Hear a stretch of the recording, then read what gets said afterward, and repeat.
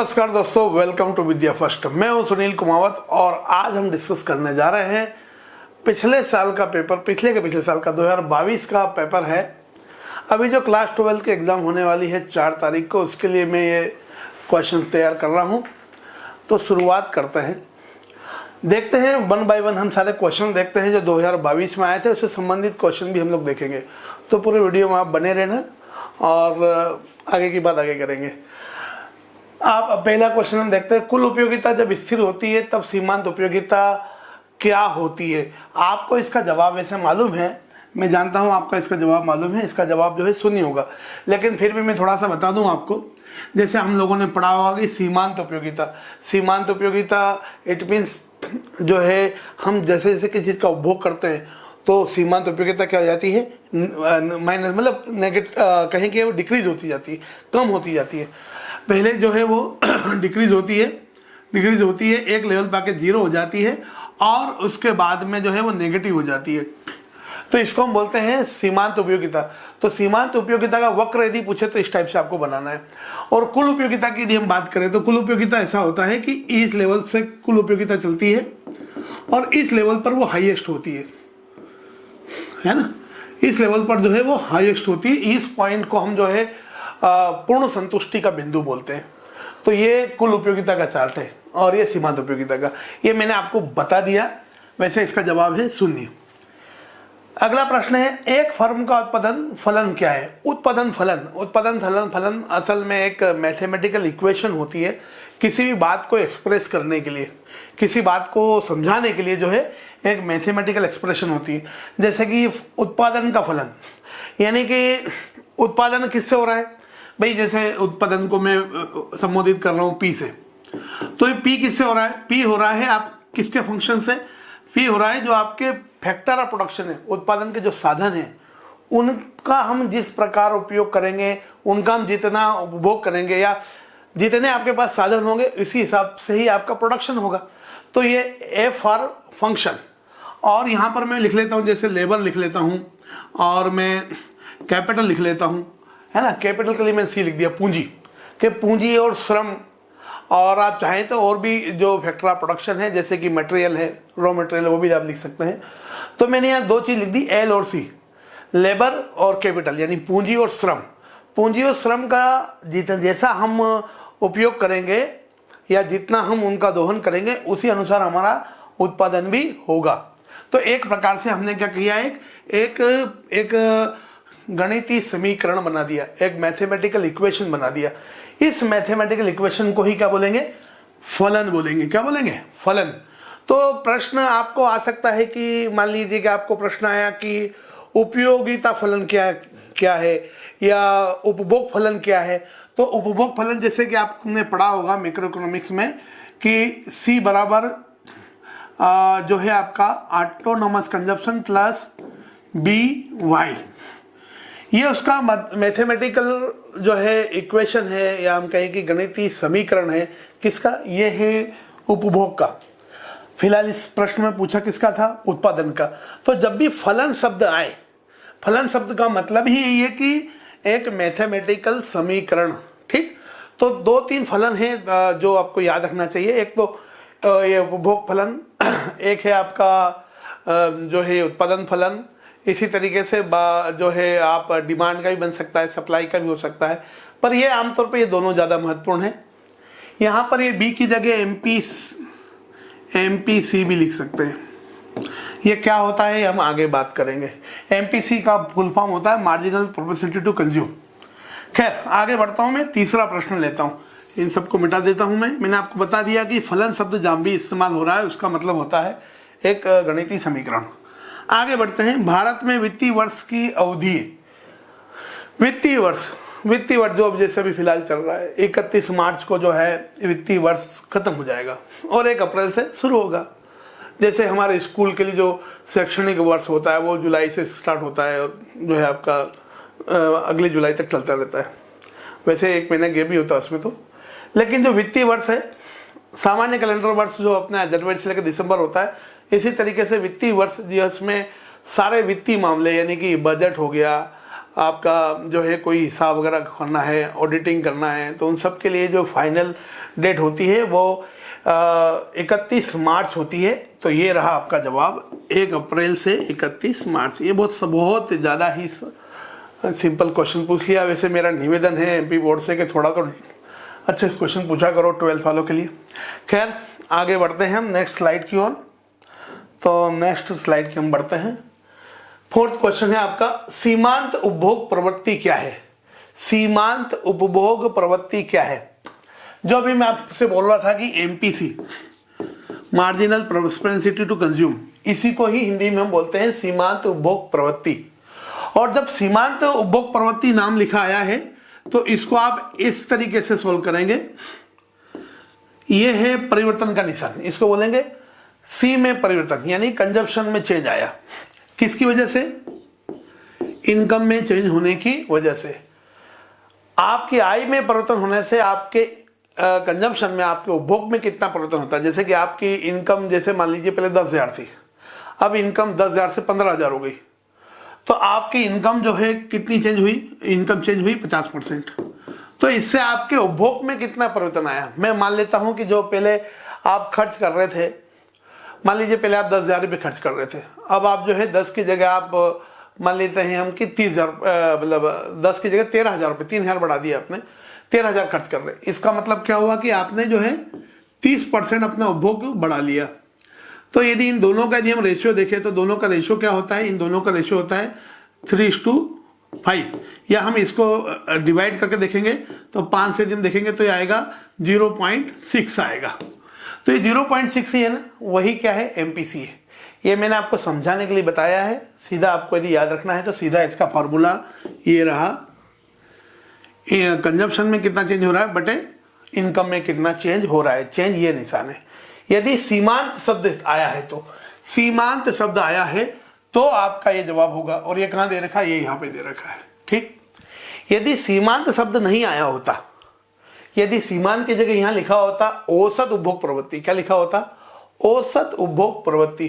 तो औसत उपभोग प्रवृत्ति में आपका जवाब क्या होता? औसत उपभोग प्रवृत्ति में जवाब आपका ये होता, क्या लिखा होता? यदि यहां लिखा होता औसत उपभोग प्रवृत्ति, इसको हम बोलते हैं, इसको हम एपीसी बोलते हैं, एपीसी। इसको हम एमपीसी बोलते हैं, M for marginal, A for average, average यानी औसत, और एम यानी कि सीमांत। खैर आगे बढ़ते हैं। कीमत स्वीकारक व्यवहार किस प्रतियोगिता की विशेषता है? देखिए मैं हिंदी इंग्लिश बार बार इसलिए इस्तेमाल कर रहा हूं कि जो है मैं हिंदी वाले स्टूडेंट को ध्यान में रख करके बना रहा हूं वीडियो, और वैसे दोनों के लिए समझना एक ही बात है, लेकिन फिर भी मेरी कोशिश है कि कोई खासकर आज मैं पहली बार हिंदी मीडियम वाले स्टूडेंट्स के लिए अब से मैं पढ़ाना स्टार्ट कर रहा हूँ मेरे चैनल पर, तो उनको ध्यान में रख करके मैंने चीज़ें तैयार की है या मैं बता रहा हूँ। खैर आगे बढ़ते हैं। कीमत स्वीकारक व्यवहार किस प्रतियोगिता की विशेषता है? कीमत स्वीकारक व्यवहार किस प्रतियोगिता की व्यवस्था है? देखिए दो प्रकार के बाजार होते हैं, दो प्रकार के बाजार होते हैं। एक बाजार होता है, आपने सुना होगा, पूर्ण प्रतियोगिता बाजार। कौन सा बाजार? पूर्ण प्रतियोगिता बाजार, परफेक्ट कंपटीशन मार्केट। और दूसरा बाजार होता है आपका जिसको आप बोलते सकते हैं कि अपूर्ण प्रतियोगिता बाजार। तो जो पूर्ण प्रतियोगिता बाजार है, परफेक्ट कंपटीशन मार्केट और अपूर्ण प्रतियोगिता, तो पूर्ण प्रतियोगिता वाले वो जो बाजार हैं और जो अपूर्ण प्रतियोगिता वाले बाजार हैं, अपूर्ण पूर्ण प्रतियोगिता वाला बाजार तो अपने आप में एक बाजार हो गया। अपूर्ण के अलग अलग टाइप होते हैं, जैसे कि यह नाम दे रखे आपको, ये अल्पाधिकार, ये किसका हिस्सा है? अपूर्ण प्रतियोगिता का। फिर इसके अलावा ये अपूर्ण प्रतियोगिता, यहाँ शब्द नाम दे रखा है, तो हम अपूर्ण की बात कर रहा हूँ कि अल्पाधिकार बाजार हो या एकाधिकार बाजार हो जिसमें एक ही का अधिकार हो, या द्विअधिकार बाजार हो, है ना, द्विअधिकार बाजार हो। मैं ज्यादा इस पर डिटेल में जाना चाह रहा। द्विअधिकार बाजार हो, एकाधिकार बाजार हो, वो होते हैं अपूर्ण बाजार। अब जो अपूर्ण बाजार होते हैं उसमें जैसे कि हम बात कर रहे हैं एकाधिकार, मतलब एक का ही राज है, जैसे कि रेलवे में जो है, रेलवे किसी और की नहीं, सिर्फ भारतीय रेलवे ही है। ना टाटा की रेल है, ना बिरला की रेल है, ना किसी रिलायंस की रेल है, सिर्फ भारतीय रेलवे की ही रेल है, मतलब भारत सरकार की ही रेल है। तो वो एक ऐसा बाजार हो गया, एक ऐसा बाजार हो गया जहां सिर्फ एक का अधिकार है। अल्प अधिकार मतलब जैसे टेलीकॉम कंपनियां शहर की, मतलब बहुत सारी नहीं है, एक से ज़्यादा है लेकिन बहुत ज़्यादा नहीं है। 2-4 प्लेयर हैं, आप जानते हैं कि एयरटेल का है टेलीकॉम, जो है आपका रिलायंस का है, आपके BSNL है। तो लिमिटेड लोगों का अधिकार है, तो अल्प अधिकार बाजार हो गया। इसी तरीके से बहुत सारे ऐसे मार्केट है, जैसे कि अब कोल्ड ड्रिंक की बात कर ले, जिसमें आज से कुछ समय पहले तक सिर्फ 2 ही प्लेयर थे, जैसे आपका पेप्सी और कोका कोला, तो द्वि अधिकार बाजार है। तो ये सारे बाजार जो है उनको हम बोलते हैं अपूर्ण प्रतियोगिता, क्योंकि यहाँ पर ज़्यादा कंपटीशन नहीं होता है, नहीं ज़्यादा ग्राहक नहीं होते हैं और ज़्यादा बाय सेलर भी नहीं होते हैं। तो यहाँ कंपटीशन जो है उस तरीके से नहीं होता जितना पूर्ण प्रतियोगिता बाजार में होता है। अब पूर्ण प्रतियोगिता बाजार इट मीन्स ऐसा बाजार जहाँ पे एक टाइप का वस्तु मिलती है, मतलब समान वस्तु रहती है, और जो है जहाँ पर जो मार्केट में मतलब बेचने वाले भी बहुत होते हैं और खरीदने वाले भी बहुत होते हैं। और जब बेचने वाले बहुत होंगे, खरीदने वाले बहुत होंगे, तो जो कीमत होगी वो कैसे तय होगी? कीमत इसकी तय होगी जहाँ पर बाजार की पूर्ति और बाजार की मांग, ये आपको मैं समझा रहा हूँ आगे के लिए, बाजार की पूर्ति और बाजार की मांग जहाँ पर बराबर होगी उस स्तर पर बाजार संतुलन होता है और उसी पर ही बाजार कीमत तय हो जाती है। तो ये किस में होता है? ये होता है पूर्ण प्रतियोगिता बाजार में होता है। तो स्वीकार्यता कहाँ रहेगी कीमत की? सामान्य स्वीकार्यता वो कहाँ होगी? पूर्ण प्रतियोगिता बाजार में होगी। तो इसका सही जवाब होना चाहिए पूर्ण प्रतियोगिता बाजार। ये इतनी सारी चीजें मैं डिस्कस की ताकि आप थोड़ा सा इस पर फोकस करें। बहुत ही सिंपल और बहुत अच्छा चैप्टर है इसलिए। खैर आगे बढ़ता हूं मैं, और ये छठा आप देखिए क्वेश्चन, आधुनिक अर्थशास्त्र के जनक के रूप में किसे जाना जाता है? आधुनिक अर्थशास्त्र, जो आज का अर्थशास्त्र है उसका जनक, उनका जनक या आधुनिक अर्थशास्त्र के जनक किसको कहा जाता है? तो आधुनिक अर्थशास्त्र के जनक की जब भी बात आएगी, या मैं जानता हूं आपको आंसर पता होगा कि आप जो है एडम स्मिथ की बात कर रहे हैं। इसका सही जवाब जो है एडम स्मिथ होगा।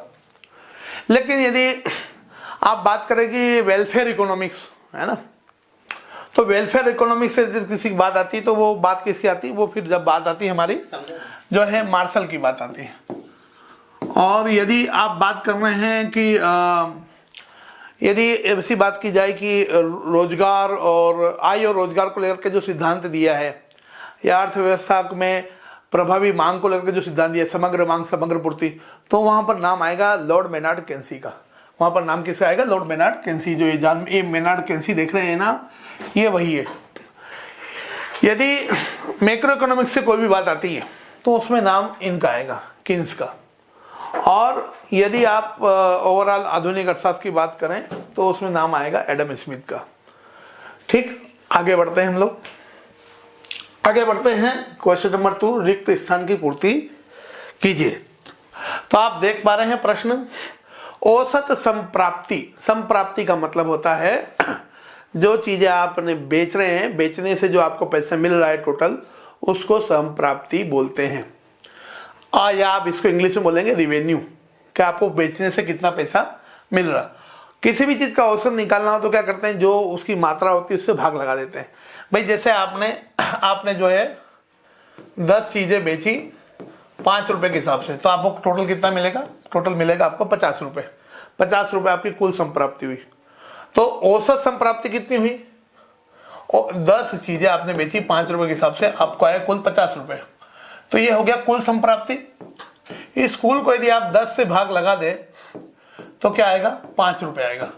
तो यानी कि प्रति एक वस्तु पर आपको कितना मिला? 5 रुपए मिला। तो यहां पर औसत संप्राप्ति बराबर क्या होगा? बराबर यहां पर होगा आपका कुल संप्राप्ति। क्या होगा? कुल संप्राप्ति डिवाइड बाय मात्रा, उसकी जो क्वांटिटी है वो कितनी है, उससे भाग लगा देंगे तो औसत संप्राप्ति आ जाएगा।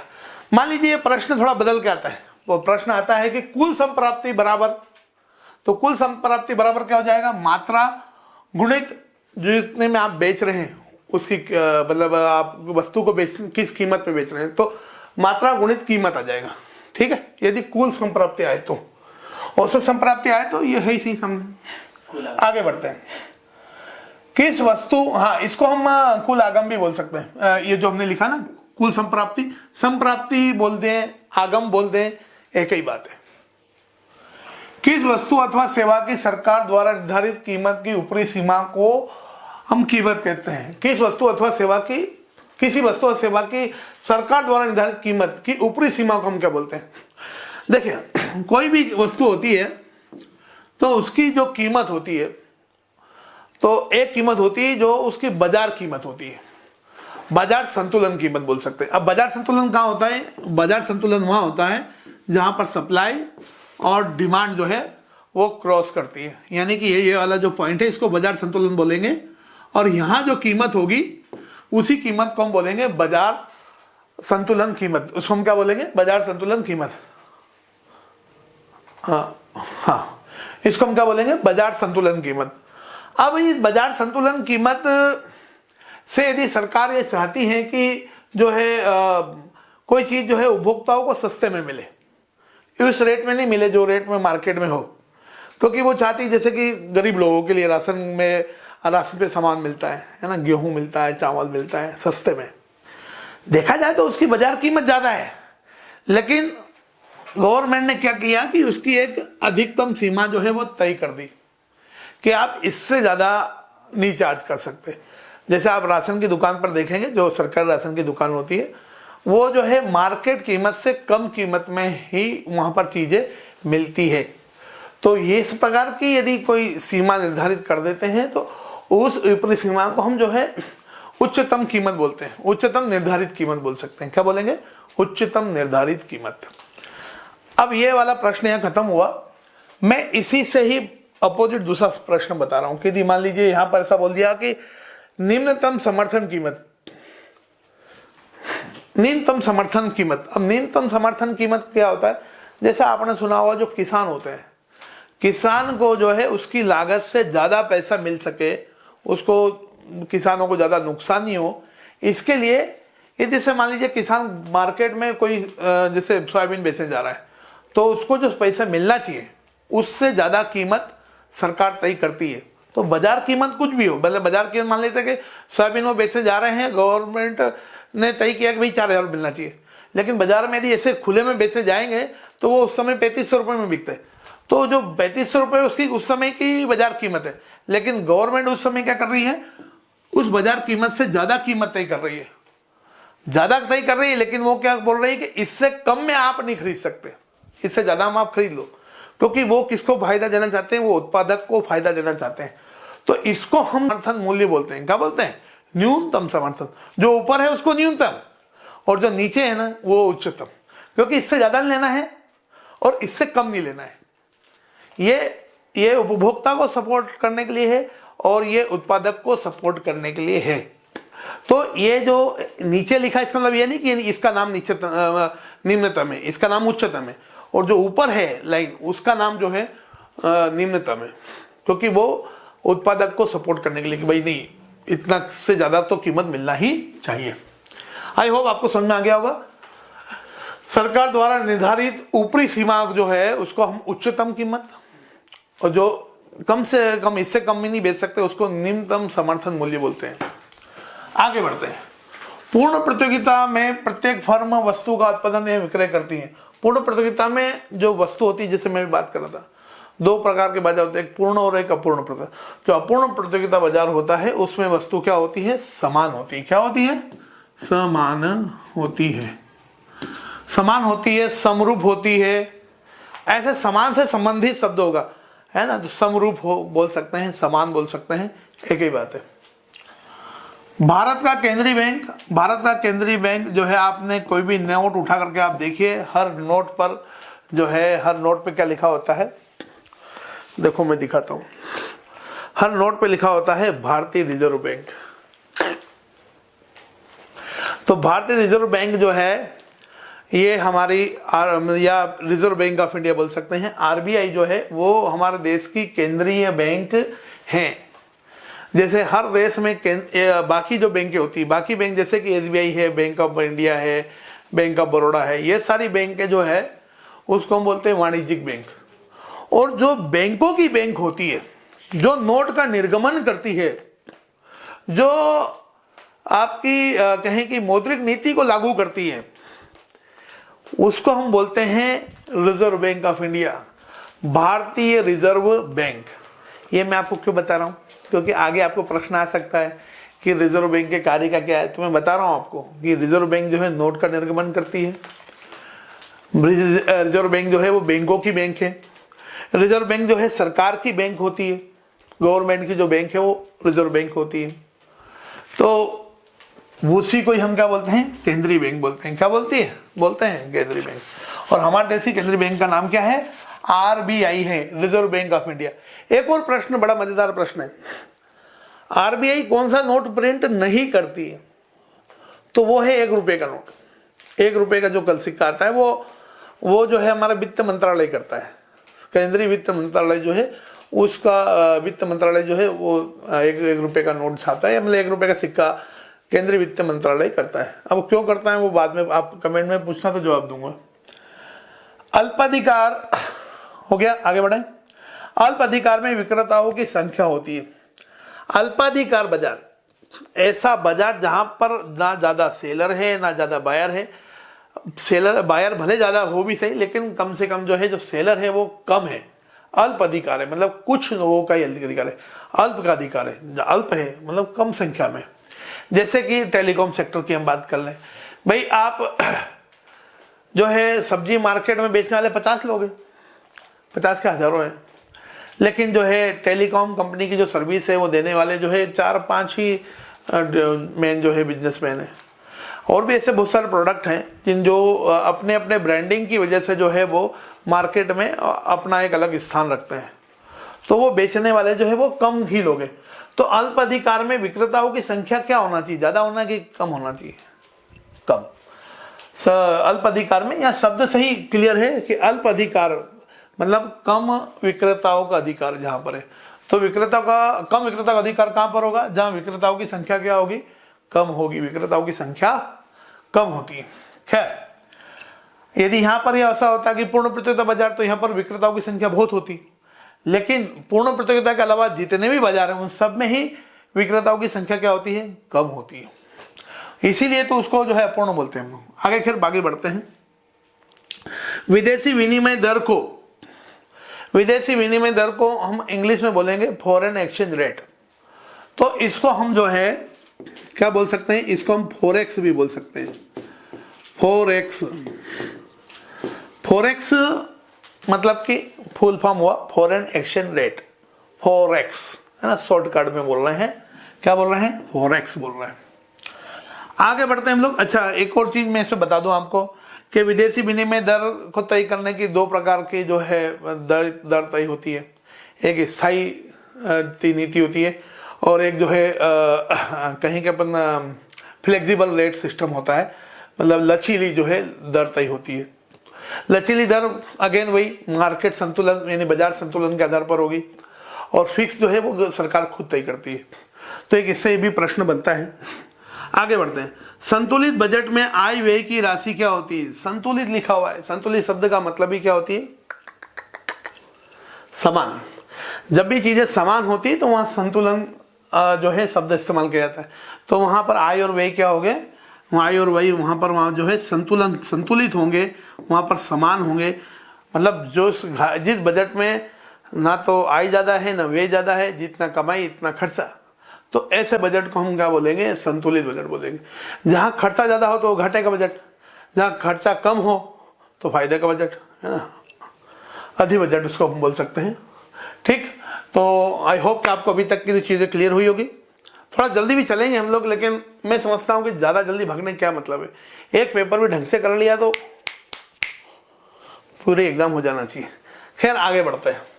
सत्य असत्य बताइए। अवसर लागत को आर्थिक लागत भी कहते हैं। अवसर लागत आप जानते हैं, अवसर लागत इंग्लिश में बोले हम अपॉर्चुनिटी कॉस्ट। आपके पास 2 अवसर हैं, एक 50,000 की जॉब का, एक 40,000 की जॉब का। 50,000 को पाने के लिए 40,000 को आपको खोना पड़ रहा है। किसी चीज को पाने के लिए दूसरी चीज को त्याग करना पड़ रहा है।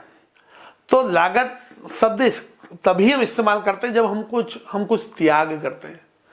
भाई 50 को पाने के लिए 40 को छोड़ना पड़ रहा है, तो जो हमारा जो अगला सबसे बेहतर विकल्प होता है उसको जो त्यागने की जो लागत है, उस लागत का ही नाम क्या है? अवसर लागत है। तो देखिए अब ये आर्थिक है कि नहीं, ये कोई इमोशनल बात है क्या कि मैं ये जॉब करूंगा तो मेरे दोस्त छूट जाएंगे? ऐसी कोई बात है क्या? दोस्तों को छोड़ने की लागत है क्या? नहीं, ऐसी कोई लागत नहीं है। तो इसको हम क्या बोलेंगे? इसको हम आर्थिक लागत ही बोलेंगे। ओके, इसको हम आर्थिक लागत ही बोलेंगे। तो हाँ, ये बात सत्य है। आगे बढ़ते हैं। वस्तु एवं सेवा कर, एक राष्ट्र कर, वस्तु सेवा कर एक राष्ट्र, हाँ, एक कर एवं एक बाजार की अवधारणा पर आधारित है। जो जीएसटी लाए हैं, गुड्स एंड सर्विस टैक्स, तो वहाँ ये कि एक राष्ट्र एक बाजार एक कर, इस तरीके से अवधारणा के को सपोर्ट करता है कि हाँ बिल्कुल सही बात है। एक्चुअली क्या है कि पहले जो है अपने जो कर जो होते हैं, कर मान लिया 2 प्रकार के होते हैं, एक होते हैं प्रत्यक्ष और एक होते हैं अप्रत्यक्ष। तो जो प्रत्यक्ष कर है, जैसे कि आयकर जो हम चुकाते सीधे सरकार को चुका देते हैं हम लोग, और अप्रत्यक्ष कर यानी कि जो हम व्यापारी को हम देते हैं, ये व्यापारी है मान लो, और फिर व्यापारी जो है वो गवर्नमेंट को देता है, तो ऐसे कर को हम अप्रत्यक्ष कर बोलते हैं।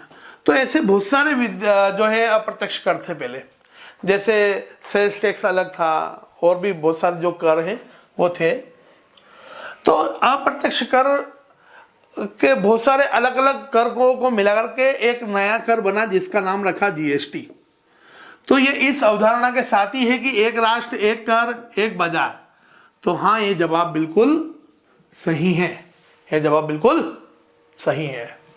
आगे बढ़ते हैं। भारतीय रिजर्व बैंक बैंकों का अंतिम ऋणदाता है। मैंने अभी हाल ही बताया था आपको कि जो व्यापारिक बैंक होते हैं, जैसे कि आपका एसबीआई क्या है? व्यापारिक बैंक है। एसबीआई है, बैंक ऑफ इंडिया है, बैंक ऑफ बड़ौदा है, एचडीएफसी है, जितने भी बैंक है, तो ये सब क्या है? ये सब व्यापारिक बैंक है। व्यापारिक बैंक किससे लोन लेगी? व्यापारिक बैंक लोन लेगी आरबीआई से। तो यानी कि आप जाते हैं, एक आम आदमी है, तो ये आम आदमी कहाँ जाएगा? आम आदमी जाएगा बैंक के पास, और बैंक किसके पास जाएगी? आरबीआई के पास। तो इसको हम अंग्रेजी में बोलते हैं lender of last resort.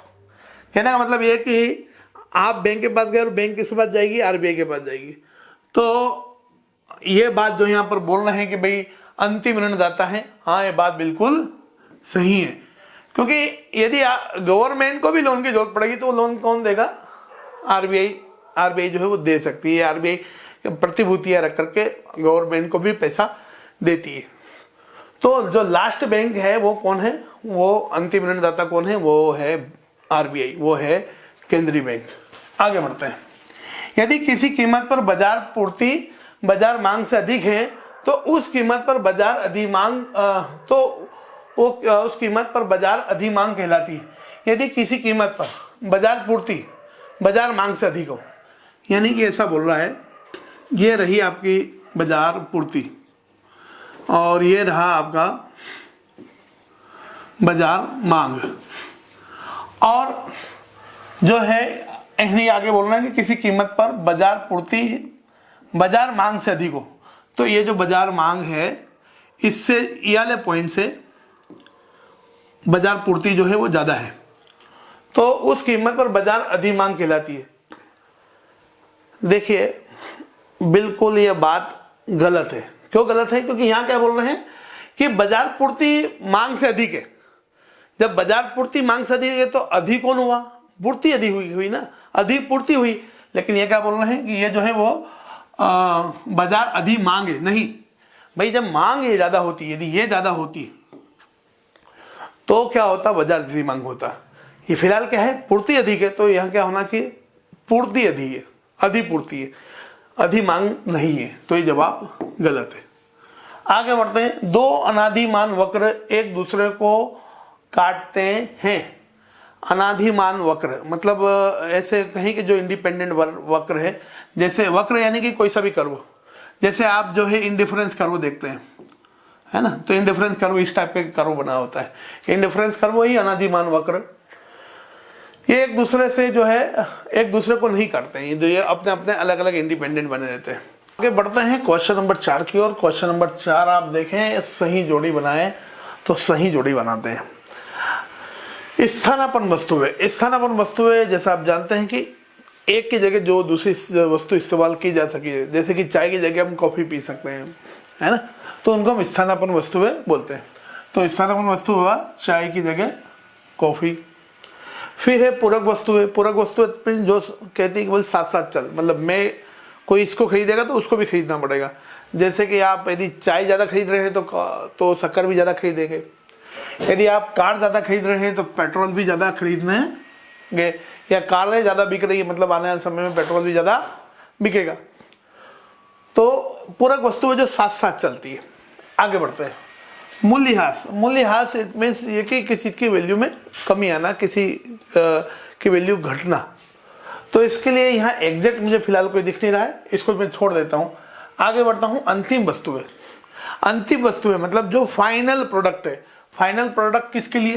Final consumer के लिए, जो फाइनली किसी चीज़ को खरीदने वाला है, जो फाइनली किसी चीज़ को खरीद रहा है, ऐसा हम बोल सकते हैं।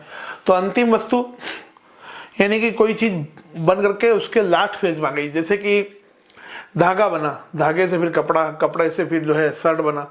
तो शर्ट किसने खरीदा? जो उपभोक्ता है उसने खरीदा। लेकिन धागा कौन खरीद रहा है? जो इंडस्ट्री वाला है, जो कपड़े बना रहा है, वो खरीद रहा है। तो वो अंतिम उत्पाद नहीं है। अंतिम उत्पाद क्या है? शर्ट है।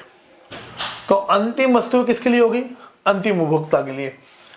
कीन्स का आय विश्लेषण। आप लोगों ने जो समष्टि अर्थशास्त्र में जो सबसे बड़ा टॉपिक जो पढ़ा है, आय और रोजगार का सिद्धांत, उसमें आपने समग्र मांग और समग्र पूर्ति पढ़ा होगा। तो वही सिद्धांत जो है वो कीन्स का सिद्धांत है। तो कीन्स का जो सिद्धांत है वो जो काम करता है वो करता है आपके अल्पकाल में वो काम करता है, क्योंकि जैसे एग्रीगेट डिमांड है वो कम ज़्यादा होती रहती है, तो वो अल्पकाल की ही बात कर रहे होते हैं। आगे बात करते हैं निवेश। निवेश मतलब हम जब किसी व्यापार व्यवसाय के लिए या किसी संपत्ति में या शेयर वगैरह में पैसे लगाते हैं, तो वो पैसे लगाने को हम बोलते हैं निवेश। और निवेश करने से क्या होगा? जो भौतिक पूंजी है वो, उस भौतिक पूंजी का जो स्टॉक है वो बढ़ेगा। जैसे आपने शेयर खरीदे तो किस कंपनी के पास पैसा आया, वो पैसे से वो क्या करेगी? पैसे से वो जो है फर्दर बिजनेस करेगी और व्यापार करेगी, पैसे कमाएगी। तो उसके उस पूंजी से वो व्यापार वैसे करेगी। तो निवेश का हो जाना चाहिए भौतिक पूंजी स्टॉक। अब बचते हैं अपने पास यहाँ दो ऑप्शन बचते हैं और बचता है मूल्यह्रास। तो मूल्यह्रास को जो है आप बोल देंगे प्रतिस्थापन व्यय। एक प्रकार से इसको हम जो है व्यय की तरह, प्रतिस्थापन व्यय की तरह जो है कंसिडर करेंगे। तो ये था क्वेश्चन नंबर 4। आई होप कि आपको क्लियर हुआ होगा। हम आगे बढ़ते हैं, देखते हैं अगली स्लाइड जो है इसमें आपको दिया एक शब्द या एक वाक्य में उत्तर लिखिए। एक वाक्य में आपको उत्तर देना है। पहला प्रश्न, विश्व बैंक की स्थापना कब हुई थी? विश्व bank, world bank organisation, WBO। इसको आप IBRD नाम से भी बोल सकते हैं। इसका पुराना नाम जो है वो यही था। और इसकी स्थापना कब हुई थी? इसकी स्थापना हुई थी 1944 में। ठीक, तो विश्व बैंक की स्थापना जो है 1944 में हुई थी। आगे देखते हैं, किसी वस्तु की मांग एवं कीमत में किस प्रकार का संबंध होता है? किसी वस्तु की मांग, उसकी मांग और कीमत में, यदि किसी वस्तु की कीमत बढ़ रही है, 2 से जो है 2 से 4 हो गई, फिर 6 हो गई, फिर 8 हो गई, तो इसकी जो मांग होगी वो क्या होगी? मांग मान लो पहले 10 बिक रही थी, तो फिर जो है ज़्यादा कीमत बढ़ेगी तो कम बिकेगी, जो है कम बिकेगी और कम बिकेगी। यानी कि वस्तु की कीमत और मांग में कैसा संबंध है? कीमत और मांग में विपरीत संबंध है। कैसा संबंध है? कीमत और मांग में विपरीत संबंध है। इसका जो मांग का जो तालिका बनती है वो इस प्रकार बनती है, और इसका यदि आप वक्र बनाएंगे तो वो इस प्रकार बनेगा, है ना, नीचे झुकता हुआ बनेगा। तो यदि आपको प्रश्न आता है कि मांग तालिका में वक्र बनाए, तो वक्र ऐसा होता है। ठीक, वक्र क्या होता है? जो मांग तालिका है उसका रेखा चित्र द्वारा प्रस्तुतिकरण होता है। ये भी प्रश्न आता है, मांग वक्र क्या है? तो मांग वक्र ये इस टाइप से बनता है। आगे बढ़ता हूं मैं। तो पहला प्रश्न हुआ, दूसरा हुआ। अब हम तीसरा देखते हैं, अवसर लागत क्या है? अवसर लागत, आपके पास 2 अवसर हैं, एक 40,000 की जॉब है, एक 50,000 की जॉब है। आप 50,000 की जॉब करने के लिए 40,000 की जॉब को आपको छोड़ना पड़ेगा।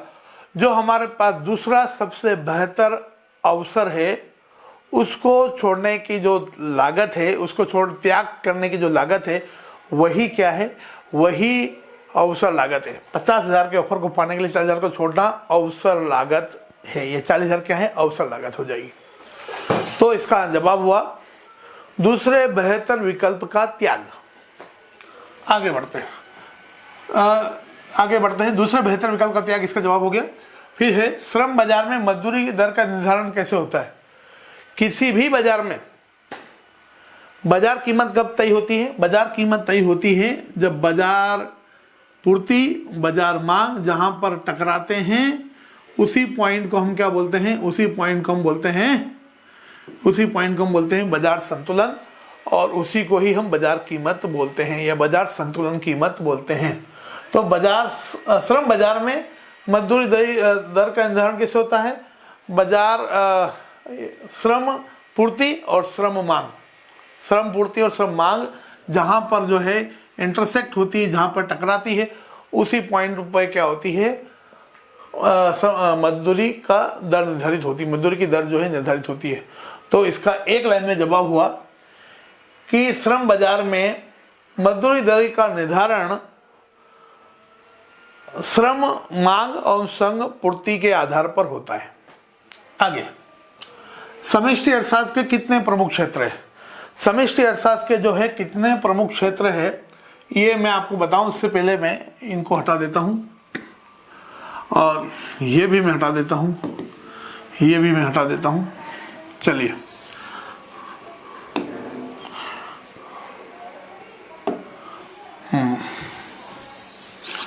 तो हम आगे देखते हैं कि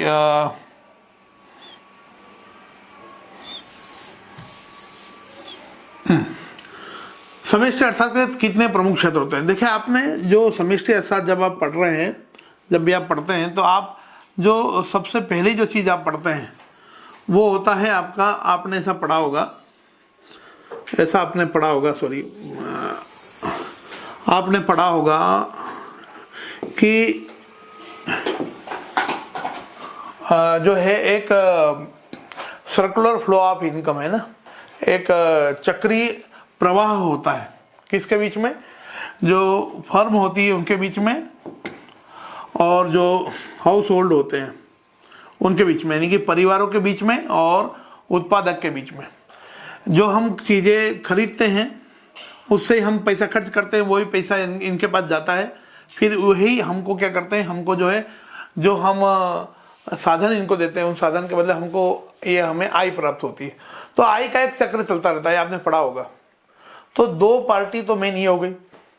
एक पार्टी होती है जो होती है सरकार, गवर्नमेंट। फिर एक पार्टी होता है जो फॉरेन सेक्टर है, फॉरेन सेक्टर, विदेश। तो जो आपका समष्टि अर्थशास्त्र है उसकी जो मुख्य जो प्रमुख क्षेत्र होते हैं वो तो यही 4 क्षेत्र होते हैं। एक होता है परिवार, दूसरा होता है उत्पादक, है ना, उत्पादक या व्यापार वैसे करने वाले, तीसरा हो गया आपका सरकार, और चौथा आपका हो गया जो है विदेशी सेक्टर। चौथा आपका हो जाता है विदेशी सेक्टर। मैं थोड़ा आगे बढ़ गया हूं।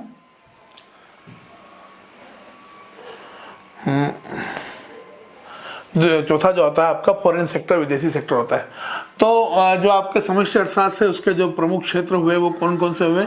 वो हुए सरकार, परिवार, विदेशी सेक्टर और आपका जो है उत्पादक। तो ऐसा भी बोल सकते हैं आप, उपभोक्ता, उत्पादक, सरकार और जो है विदेशी क्षेत्र या विदेशी जिनसे हम व्यापार कर रहे हैं। खैर, आगे बढ़ते हैं। प्रत्यक्ष कर में कौन कौन से कर शामिल है? 2 प्रकार के कर तो है, एक अप्रत्यक्ष कर और एक प्रत्यक्ष कर। प्रत्यक्ष कर जो हम सरकार को सीधा देते हैं, जिसमें कोई व्यापारी वगैरह इन्वॉल्व नहीं है। जैसे हम अप्रत्यक्ष कर में, जैसे हम जीएसटी क्या है? अप्रत्यक्ष कर है। तो जीएसटी हम किसको देते हैं? व्यापारी को देते हैं, और व्यापारी किसको देता है? सरकार को देता है। लेकिन यदि हम बात करें प्रत्यक्ष कर की, तो प्रत्यक्ष कर हम सीधे सरकार को देते हैं। तो जैसे आय कर है वो हम सीधे देते हैं, संपत्ति कर है वो हम सीधे देते हैं, निगम कर है हम सीधे देते हैं। तो आय कर, संपत्ति कर, निगम कर, ये सब क्या है? ये सब है प्रत्यक्ष कर। कौन से कर है? प्रत्यक्ष कर। आगे बढ़ते हैं। प्रभावपूर्ण मांग, समग्र मांग की अवधारणा किसने दी थी? प्रभावपूर्ण मांग, समग्र मांग, जो भी हम बात कर रहे थे अभी, जो कीन्स की बात कर रहे थे हम कि जो है कीन्स कौन है, तो कीन्स ने जो आय और रोजगार का सिद्धांत दिया है, जिन्होंने समग्र मांग और समग्र पूर्ति के बारे में बताया है।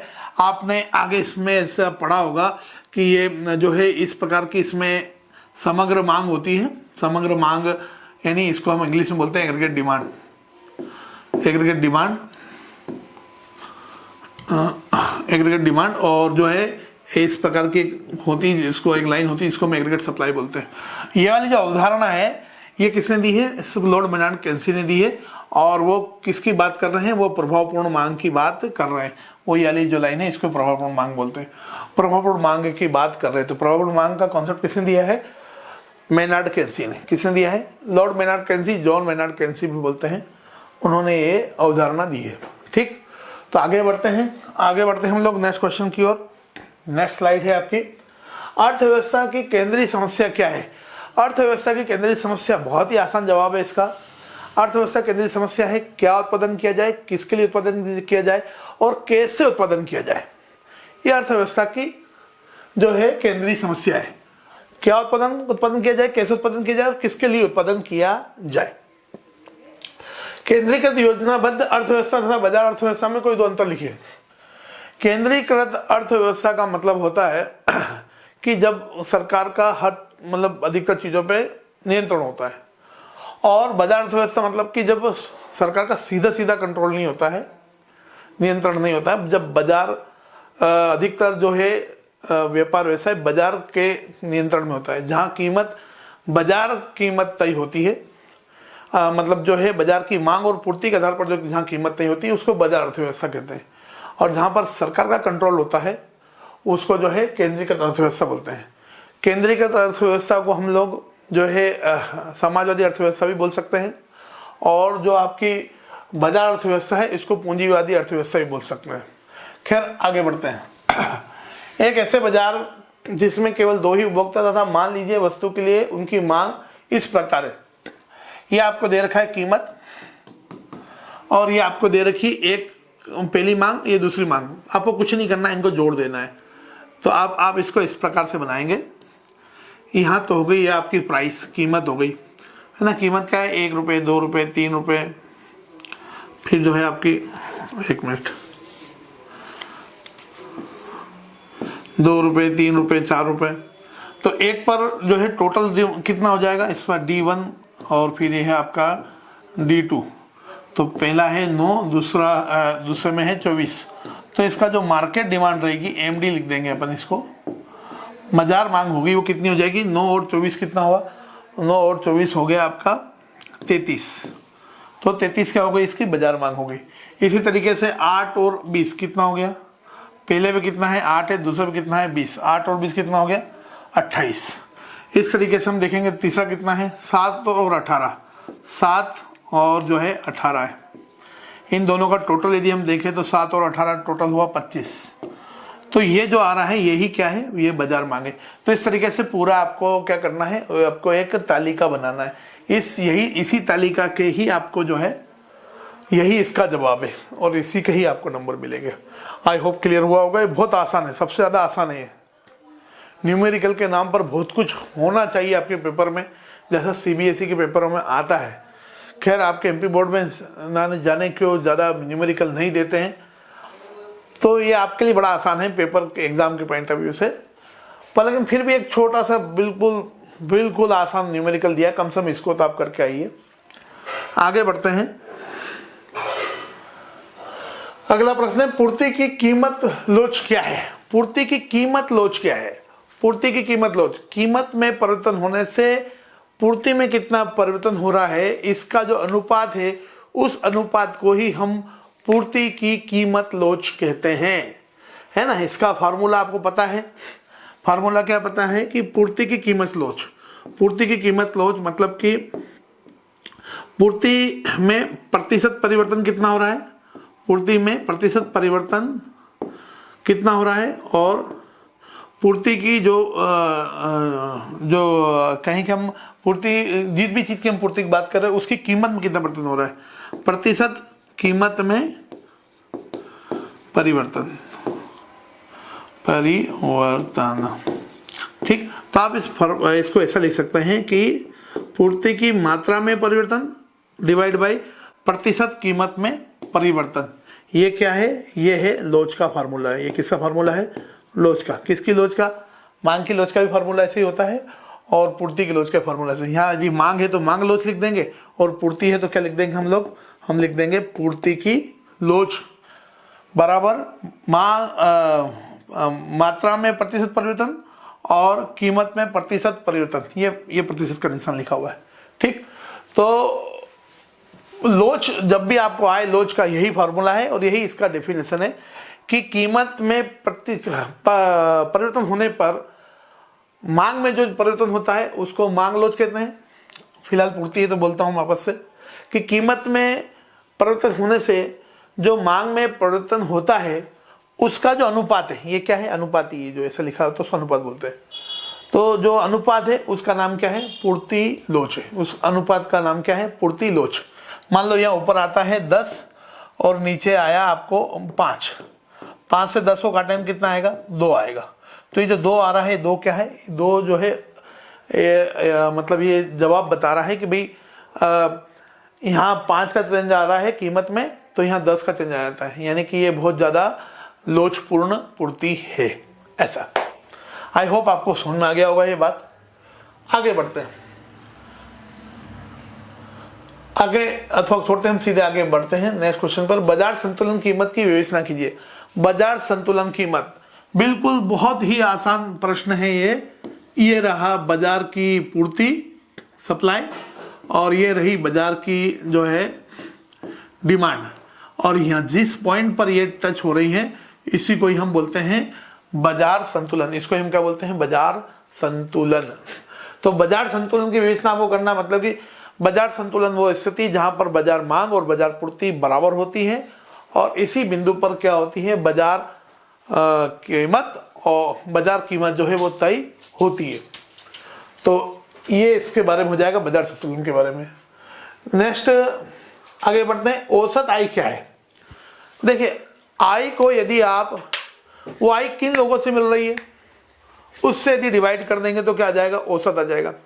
यानी कि जैसे हम देखें, जैसे राष्ट्रीय आय के आधार पर हम देखें तो जो हमारी कुल राष्ट्रीय आय है उसको हमारे देश की जनसंख्या से भाग लगा देंगे तो हमें क्या मिल जाएगी, औसत आय मिल जाएगी। क्या मिल जाना चाहिए, औसत आय। वैसे औसत लिखा हुआ है, जैसे मान लीजिए 5 लोगों की इनकम जो है 500 रुपए कुल इनकम, और 500 को 5 से भाग लगाएंगे तो क्या आ जाएगा, 100 रुपये आ जाएगा प्रति व्यक्ति। तो ये भी क्या हुआ, औसत हुआ। यहाँ कुछ स्पष्ट दे नहीं रखा कि औसत किसका औसत है, तो मैं यह मान के चल रहा हूँ कि राष्ट्रीय आय के आधार में बात कर रहे हैं, तो राष्ट्रीय आय को यदि जनसंख्या से भाग लगा दिया जाए तो औसत आय आ जाएगी, ठीक। तो राष्ट्रीय आय को कुल जनसंख्या से भाग देने पर जो प्राप्त होगा उसे हम औसत आय कहेंगे, और सूत्र भी आप लिख देंगे।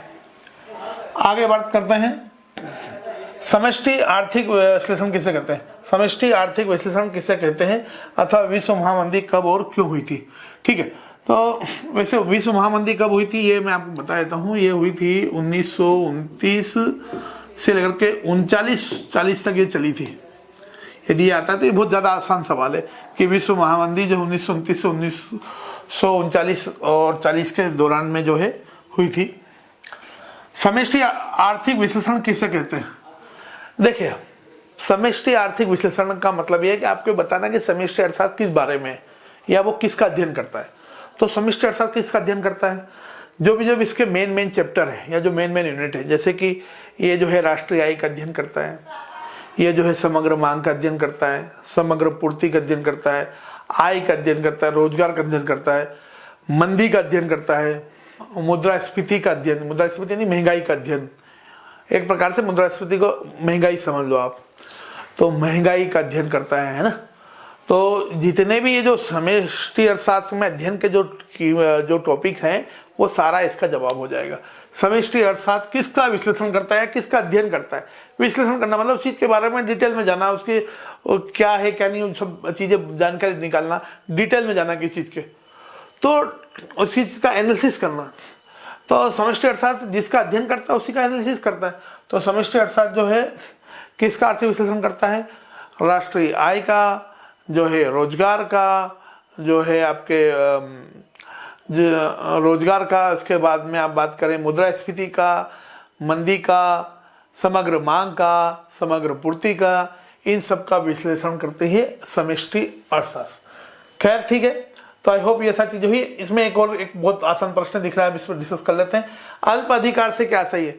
जहां पर जिस बाजार में विक्रेता की कमी हो, मतलब विक्रेता कम हो किसी वस्तु को बेचने वाले, उसको हम अल्प अधिकार बाजार बोलते हैं। जैसे टेलीकॉम सेक्टर का मैंने एग्जांपल दिया था। ठीक, आगे बढ़ते हैं। न्यूनतम निर्धारित कीमत क्या है? ये भी मैं आपको बता चुका हूं। जो बाजार कीमत होती है, जो बाजार कीमत होती है उससे ऊपर एक कीमत तय करते हैं, सरकार तय करती है, ताकि जो किसान वगैरह है उनको सपोर्ट करने के लिए, जो उत्पादक है उसको सपोर्ट करने के लिए, कि इससे कम में नहीं कोई खरीदेगा। तो वो जो कीमत तय करती है बाजार कीमत से ऊपर तय होती है आमतौर पर, और इसी को हम जो है न्यूनतम निर्धारित कीमत बोलते हैं। खैर आगे बढ़ता हूं मैं। आई होप ये सब चीज समझ में आ गई होगी आपको, क्योंकि काफी बड़ा हो रहा है वीडियो, मैं नहीं चाह रहा ज्यादा बड़ा हो। आगे बढ़ते हैं। आय का सकल राष्ट्रीय उत्पाद क्या है? आय का सकल राष्ट्रीय उत्पाद क्या है? सकल शब्द जहां भी आ रहा है मतलब वहां पर जी आएगा, जी फॉर ग्रोथ। और सकल राष्ट्रीय उत्पाद है ना, राष्ट्रीय यानी कि नेशनल शब्द इस्तेमाल कैसे करें, तो ये यहां शब्द आएगा GNP, ग्रॉस नेशनल प्रोडक्ट। सकल उत्पाद क्या है? आय का सकल राष्ट्रीय उत्पाद क्या है? तो यहां हम बात करते हैं जो है GNP की बात करते हैं, सकल राष्ट्रीय उत्पाद की बात करते हैं, और जो है इसको हम GNP से संबोधित करते हैं। इसमें मतलब हम सभी जितने हमारे सेक्टर हैं उन सबकी इनकम को हम इसमें जोड़ लेते हैं, और इसमें जो है मूल्य ह्रास को या ह्रास को हम जो है ह्रास को हम अभी यहाँ पर माइनस नहीं किया है। यदि GNP में से यदि हम डेप्रिसिएशन माइनस कर देते हैं, इसको डेप्रिसिएशन को ह्रास बोलते हैं, तो यह हो जाता है NNP, नेट नेशनल प्रोडक्ट, या इसी को ही हम बोल सकते हैं राष्ट्रीय आय बोल सकते हैं। तो जब तक ये माइनस नहीं किया गया है, मतलब ह्रास जब तक माइनस नहीं किया गया है तो वो वहां पर सकल शब्द का इस्तेमाल हम करते हैं। मतलब जब हम राष्ट्रीय आय जो होती है उसमें यदि उसमें ह्रास भी जुड़ा हुआ है तो वो क्या सकल राष्ट्रीय उत्पाद कहलाती है। ऐसा है। आगे बढ़ते हैं। वस्तु विनिमय प्रणाली क्या है? वस्तु विनिमय प्रणाली का मतलब ये हुआ कि आज तो हम पैसे देते हैं और कोई चीज खरीद लेते हैं। एक समय ऐसा भी था जब वस्तुओं के बदले में हम वस्तु खरीदते थे। तो वस्तु विनिमय प्रणाली मतलब वस्तुओं के बदले में वस्तु खरीदने की जो तरीका है, जो प्रणाली है, उसको वस्तु विनिमय प्रणाली बोलते हैं। अच्छा, ये अभी फिलहाल मैं अथवा नहीं ले रहा, अथवा बाद में लेंगे। पहले एक एक सवाल प्रश्न कर लेते हैं। क्या राजकोषीय घाटा आवश्यक रूप से स्फीति कारक है अथवा बजट क्या है? राजकोषीय घाटा आवश्यक रूप से स्फीति कारक मतलब कि ये ऐसा कह रहे हैं कि यदि हम घाटे का बजट बनाते हैं तो क्या इससे महंगाई बढ़ेगी? आमतौर पर यदि जैसे घाटे का बजट बना रहे, इट मींस ये कि खर्च ज्यादा कर रहे हैं और कमाई कम हो रही है। तो वैसे हाँ, ऐसा होना चाहिए कि यदि सरकार खर्च ज्यादा करेगी और यदि कमाई कम होगी तो इसमें इसका मतलब ये होगा कि उत्पादन तो कम हो रहा है और जो है लोगों के पास पैसे ज्यादा है, तो मांग ज्यादा हो रही है। और जब भी मांग ज्यादा होगी तो महंगाई क्या होती है? बढ़ती है। महंगाई बढ़ती है। तो सामान्यतः यदि घाटे का बजट बनाया जाता है या घाटा होता है, राजकोषीय घाटा ज्यादा है, तो उससे क्या होती है? स्फीति, मुद्रास्फीति बढ़ती है, या हम कहें साधारण भाषा में कि महंगाई बढ़ती है। आगे, खुली अर्थव्यवस्था किसे कहते हैं? खुली अर्थव्यवस्था पूंजीवादी अर्थव्यवस्था का मतलब ये हुआ कि जब किसी अर्थव्यवस्था में जो है प्राइवेट जो बिजनेस हैं उनका ज़्यादा कंट्रोल है, यानी कि जहां सरकार का पूरी तरीके से कंट्रोल नहीं है, जहां पर कीमत तय हो रही है बाजार मांग और बाजार पूर्ति के आधार पर, जहां कीमत तय हो रही है, जहां पर जो है व्यापार जो है पूंजीवाद के आधार पर चल रहा है, जहां पर जो है ये कि कोई भी व्यापार कर सकता है, ज़्यादा जहाँ पे रिस्ट्रिक्शंस नहीं है, जरूरत से ज़्यादा हर चीज़ में लाइसेंस वाइसेंस कोटा वोटा इनकी ज़रूरत नहीं है। उसको खुली अर्थव्यवस्था कहते हैं। खुली अर्थव्यवस्था जहाँ पर बाजार मांग और पूर्ति के आधार पर जो है कीमत तय होती है, इसका एक मेजर पॉइंट है। आगे बढ़ते हैं।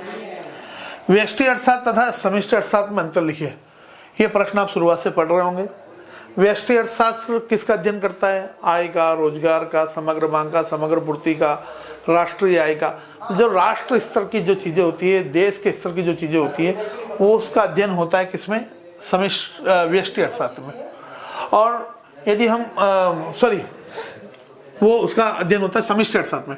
और व्यष्टि यानी कि माइक्रो, मैं थोड़ा सा माइक्रो यानी कि छोटे स्तर की जो बात करें, तो जो यदि व्यक्तिगत आय की बात करें, व्यक्तिगत मांग की बात करें, है ना, किसी एक वस्तु की बात करें, बाजार मांग की बात करें, बाजार पूर्ति की बात करें, है ना, तो जितने भी जो माइक्रो इकोनॉमिक्स के टॉपिक हैं, व्यष्टि वाले जो टॉपिक है, व्यष्टि अर्थशास्त्र के जो टॉपिक है, उनका अध्ययन किसमें होता है? व्यष्टि अर्थशास्त्र में। और समष्टि अर्थशास्त्र में किसका अध्ययन होता है? जो समग्र स्तर पर होते हैं, जो जैसे कि समग्र आय, समग्र व्यय, आपका समग्र मांग, समग्र पूर्ति, रोजगार है, इसके अलावा आपका महंगाई है ना, मुद्रास्फीति है, और आपका केंद्रीय बैंक है। इन सब का अध्ययन किसमें होता है? समष्टि अर्थशास्त्र में होता है। यानी कि जितने भी राष्ट्रीय स्तर के मुद्दे हैं, जितने भी बड़ी बड़ी चीजें हैं, उनका अध्ययन होता है समष्टि अर्थशास्त्र में। और व्यष्टि अर्थशास्त्र में जो है व्यक्तिगत स्तर पर जो है अध्ययन होता है। आगे तो ये तो हो गया। हम इसके थोड़ा सा हम और वाला क्वेश्चन थोड़ा देख ले कि जैसे आप अर्थशास्त्र की विषय वस्तु क्या है, तो अर्थशास्त्र के जो आपका जो मेजर कंटेंट है कि जो भी आपको मेजर टॉपिक याद आते हैं वो इसमें लिख सकते हैं। इसके अलावा बजट क्या है? बजट सरकार का एक प्रकार से कहें कि पूर्व निर्धारित, मतलब खर्चे हुए नहीं, खर्चे होने के पहले से तय करते हैं कि हम आय, हमारे पास पैसे कहाँ से आएंगे और उसको कहाँ खर्च करेंगे। तो एक प्रकार से एक लेखा जोखा जिसमें सरकार ये तय करती है कि जो है कहाँ पर व्यय करेंगे और वो उसका जो है इंतजाम पैसे का कहाँ से होगा। मुद्रा के प्रमुख कार्य क्या है? मुद्रा के प्रमुख कार्य वस्तु विनिमय जो है, वस्तु विनिमय। मुद्रा जो है किसी वस्तु की मूल्य का मापक है, और किसी चीज का जो यदि हमको ट्रांसफर करना, हस्तांतरण करना है कहीं, किसी चीज को मतलब किसी का वैल्यू ट्रांसफर करना है, किसी को कोई चीज पहुंचाना है, और मतलब तो बड़ा आसानी से मुद्रा के हाथ से हो जाता है। मैं एक बार वो बोल देता हूँ कि मुद्रा के प्रमुख कार्य में पहला तो हो गया विनिमय, वस्तु विनिमय तो हो गया कि वस्तु बदले वस्तु, और मुद्रा जो है विनिमय का माध्यम है। यानी कि आपको कोई चीज खरीदना बेचना है तो उसके लिए मुद्रा जो है वो काम आती है। खैर मैं फिलहाल आगे बढ़ता हूं और ये पहले इस पेपर को कंप्लीट करते हैं, फिर बाद में अपन बाकी चीजें डिस्कस करेंगे। एक पूर्ण प्रतिस्पर्धा बाजार की क्या विशेषताएं हैं? पूर्ण प्रतिस्पर्धा बाजार इट मींस ये कि जहां पर पूर्ण प्रतियोगिता है, पूर्ण प्रतियोगिता जहां होगी वहां पर क्या होगा? अधिक मात्रा में जो है क्रेता के होंगे। क्रेता कितने होंगे? क्रेता भी ज्यादा होंगे और विक्रेता भी अधिक होंगे। विक्रेता भी अधिक होंगे, क्रेता भी अधिक होंगे, दोनों के दोनों ही अधिक होंगे। दूसरी चीज, यहाँ कीमत कैसे तय होगी? कीमत वही अगेन बाजार संतुलन के द्वारा कीमत तय होगी। ये बाजार पूर्ति है और ये बाजार मांग है, और जहां पर ये दोनों इंटरसेक्ट कर रहे हैं वहां बाजार कीमत तय हो रही है। तो यहाँ पे कीमत भी किससे तय होगी? बाजार मांग और पूर्ति से तय होगी। इसके अलावा और क्या है? इसमें जो वस्तु होगी वो समरूप होगी। क्या होगी? समरूप होगी। आगे बढ़ते हैं। समग्र मांग क्या है? इसका प्रमुख अवयव लिखे। समग्र मांग, एग्रीगेट डिमांड। समग्र मांग का मतलब क्या है? समग्र मांग का मतलब है कि एक देश में सभी वस्तुओं को सभी लोग मिलकर कितनी उसकी मांग कर रहे हैं, उस मांग का नाम ही जो है समग्र मांग है। या हम ऐसा बोल सकते हैं, एक देश में लोगों द्वारा कुल जो खर्च किया जा रहा है, कुल व्यय जो है, कुल व्यय को ही हम क्या बोलते हैं? कुल व्यय को ही हम समग्र मांग बोलते हैं। देखिए, कोई चीज हम खरीदना चाहते हैं, मतलब क्या करना चाहते हैं? मतलब हम खर्च करना चाह रहे हैं, मतलब हम उसकी मांग कर रहे हैं, हम उसको डिमांड कर रहे हैं। तो कुल मांग और कुल व्यय जो है वो आफ्टर ऑल मिला जुला के एक ही बात है। तो हम जो व्यय करना चाहते हैं, कुल व्यय करना चाहते हैं, उसका ही नाम क्या है? समग्र मांग है। अब इसके प्रमुख अवयव, तो इसमें क्या क्या शामिल है? जैसे कि हम जो जो भी हम खर्च कर रहे हैं, उपभोक्ता जो व्यय कर रहे हैं, कुल व्यय, तो उपभोक्ता का जो व्यय है वो इसमें शामिल हो जाएगा। इसके अलावा जो हम बात करें कि उपभोक्ता का एक व्यय हो गया, और जो है हम जो कंजप्शन, हाँ निवेश, तो दो चीज़ें इसमें शामिल होती है, एक होता है कंजप्शन, दूसरा होता है इन्वेस्टमेंट। यानी कि इसकी जो दो चीज़ें इसमें हैं वो हो सकती है, एक तो हो सकता है आपका निवेश, निवेश यानी इन्वेस्टमेंट, और दूसरा है कंजप्शन यानी कि उपभोग, उपभोग और निवेश। खैर आगे बढ़ता हूँ। सरकारी बजट के उद्देश्य क्या है, लिखिए। सरकारी बजट का उद्देश्य क्या है? सरकारी बजट का उद्देश्य वही उद्देश्य है जो हम बजट, आम बजट यदि हम लोग बनाएंगे तो हमारा उद्देश्य क्या होगा, ये पहले से तय करना कि पैसे कहाँ खर्च करना है, हमारा राजस्व का खर्च कहाँ पर करना है, ये तय करना। सरकारी जो हम योजना है उनका जो है ढंग से उनका नियंत्रण होना, और एक निर्देशित वे में ही या निर्देशित तरीके से ही उनका खर्च होना। तो राजस्व कहाँ से आएगा उसका निर्धारण करना, और राजस्व का जो है इफेक्टिव या प्रभावपूर्ण तरीके से खर्च कैसे होगा, ये तय करना ही बजट का मुख्य उद्देश्य है। सर इसके अलावा इसमें और भी बहुत सारी चीज़ें, जैसे कर का निर्धारण करना है ना, देश को आर्थिक उन्नति के लिए योजना बनाना है, देश आर्थिक उन्नति कर पाए इसके लिए योजना बनाना है, ऐसा है सरकार। बस ठीक है, आगे बढ़ते हैं हम लोग नेक्स्ट स्लाइड की ओर। ये हो गया प्रश्न। अब आ जाते हैं क्वेश्चन नंबर 20 पर। मांग वक्र एवं मांग का नियम क्या है? बहुत अच्छा प्रश्न। मांग वक्र मैंने अभी हाल बताया था आपको, ये है मांग वक्र। यदि आप इसका एक तालिका बनाएं कि किसी चीज की कीमत 1, 2, 3, यदि इसकी कीमत बढ़ रही है तो इसकी मांग क्या हो जाना चाहिए, मांग जो है वो घट जाना चाहिए, 3, 2, 1। यदि इसको हम एक रेखा चित्र बनाएंगे तो ऐसा रेखा चित्र बनेगा। तो ये किसका रेखा चित्र है? ये रेखा चित्र है मांग का। ये चित्र किसका है? मांग का। ये वक्र किसका है? मांग वक्र है, और जो झुका हुआ रहता है। फिर दूसरा है आपका मांग का नियम क्या है? मांग का नियम यह है कि जब किसी वस्तु की कीमत बढ़ती है तो उसकी मांग घटती है, या जब किसी वस्तु की कीमत घटती है तो उसकी मांग बढ़ती है। तो मांग का नियम ये कहता है कि मांग और वस्तु की कीमत दोनों में विपरीत संबंध है। बस इतना ही। आगे लागत फलन की संकल्पनाओं को संक्षिप्त रूप में लिखिए। लागत वक्र यू आकार के क्यों होते हैं? लागत फलन की संकल्पना। फलन शब्द मैं शुरुआत में समझा चुका हूं। फलन यानी कि यदि हम किसी बात को गणितीय समीकरण के द्वारा प्रस्तुत करते हैं तो उसको जो हम फलन बोलते हैं। यहाँ फिलहाल यह वाला प्रश्न बहुत ही इंपॉर्टेंट प्रश्न है कि लागत वक्र यू आकार का क्यों होता है। लागत वक्र यू आकार का इसलिए होता है क्योंकि जो आपकी सीमांत लागत होती है पहले वो कम होती है। आगे देखते हैं हम लोग कि हम अगला प्रश्न करें कि राष्ट्रीय आय गणना की प्रमुख विधियां लिखिए। तो राष्ट्रीय आय गणना की 3 प्रमुख विधियां हैं। राष्ट्रीय मतलब आय विधि, व्यय विधि और उत्पादन विधि। आय, व्यय और उत्पादन, पूरे देश के खर्चे जोड़ लो, देश में लोगों की इनकम जोड़ लो, या फिर कुल उत्पादन कितना हुआ उसको जोड़ लो, बात बराबर है। फिर हम आगे बात करते हैं मुद्रा की मांग एवं पूर्ति से क्या तात्पर्य। मांग मतलब जैसे हम किसी वस्तु की कीमत पर जो वस्तु जितनी व्यक्ति खरीदना चाहता है उसको मांग बोलते हैं, तो वस्तु का आस्पेक्ट बात है। इसी प्रकार से हम मुद्रा की हम बात करें तो जितनी मुद्रा एक समय पर जो है लोग रखना चाहते हैं उसको मुद्रा की मांग कहते हैं। खैर इसके और में जो प्रश्न है बहुत बढ़िया प्रश्न है, यदि आएगा तो आप यही करेंगे कि रिजर्व बैंक के प्रमुख कार्य का क्या है। ये बहुत ही इंपॉर्टेंट क्वेश्चन है। रिजर्व बैंक के प्रमुख कार्य, बैंकों का बैंक है। फिर जो है आप बात करेंगे कि गवर्नमेंट का बैंक है, सरकार का बैंक है, बैंकों का बैंक है ना। फिर जो है आप बात करें कि नोटों का निर्गमन करता है, नोट प्रिंट कौन करता है, बोले आरबीआई करते हैं।